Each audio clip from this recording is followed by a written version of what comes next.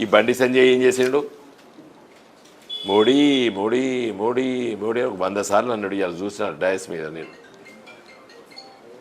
ఈ press meet ముందు మాట్లాడడానికి నేను ఏం మాట్లాడానో చూశాను. నేను అసలు ఈయన కూడా అడగలేదే. నాకు ఆశ్చర్యం వేసిందంటే ఇలాంటి ఎంపీలు ఎన్నుకోవాలి కరీంనగర్ ప్రజలు, వేములవాడ ప్రజలు ఎందుకు ఎన్నుకోవాలి? ప్రధానమంత్రి స్వయంగా మన దగ్గరికి వచ్చినప్పుడు కూడా అడగలేని ఎంపీ ఎందుకు కరీంనగర్ ప్రజలారా? ఎందుకు ఆ డయస్ నీకు ఇచ్చింది? ఎందుకు 15-16 నిమిషాలు మాట్లాడినవే? ఒక్క సమస్య కరీంనగర్ నియోజకవర్గం గురించి ఒక్కటని అడిగినా ప్రధానమంత్రిని? నేను ఎందుకు వేయాలి ఓట్లు నీకు? కరీంనగర్ ప్రజలు ఒక్కటి దేవాలయం గురించి కావచ్చు, లేదా నా కరీంనగర్ నగరానికి అభివృద్ధి చేయాలని అడగచ్చు, లేదా మాకు జాతీయ రహదారులు పనులు అన్నీ ఆపేసినరు వేగవంతం చేయాలని అడగచ్చు. పిల్లలకి నవోదయ విద్యాలయాలు తెలంగాణకు 33 జిల్లాల్లో 23 జిల్లాల్లో నవోదయ విద్యాలయాలు లేవు, అదని అడగచ్చు. జాతీయ ప్రాజెక్టులు ఎట్లయినా నువ్వు ఇవ్వకపోతేవి, గోదావరి నదిపైన కృష్ణా నదిపై కట్టేటువంటి జాతీయ ప్రాజెక్టులు అరిచి అరిచి అరిచి మేము అలసిపోయినాం. పోనీ అది కూడా నువ్వు అడగలేదు. ఆఖరికి రోజు దేవుడు ధర్మం గురించి వెళ్ళి మాట్లాడేటువంటి బండి సంజయ్ వేములవాడ దేవస్థానానికి ఇవ్వాలని చెప్పి ప్రధానమంత్రి గారు అడగచ్చు, కానీ పక్కకే కూర్చున్నాడు కదా. అంటే నీకు ఎంత ఇది పెరిగిందంటే ప్రజలు ఏది పడితే అది వింటారు. అది ఒక్కటి అడగ చేత కాలేదు నీకు. ఆయన ఇచ్చినో ఇవ్వకపోనో నువ్వు ఎందుకు అడగలేదు? అడగంది అవ్వైన భూమి పెట్టదు కదా, అడిగంది అవ్వైన భూమి పెట్టదు. మరి నీకు ఎందుకు ఓటేయాలి కరీంనగర్ ప్రజలు, కరీంనగర్ పార్లమెంట్ నియోజకవర్గ ప్రజలు?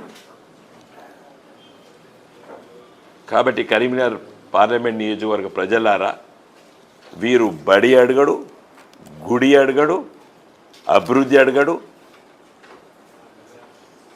పార్లమెంట్ సభ్యుడిగా ఏం పని చేయాలి? పార్లమెంట్ సభ్యుడికి ఉన్నటువంటి అసలు పార్లమెంట్కి ఎన్నికయ్యేదే గివిట్ కోసం. ఎమ్మెల్యేలు, జెడ్పీటీసీలు, ఎంపీటీసీలు రోజువారీ ప్రజల సమస్యల గురించి తిరుగుతారు వీళ్ళు.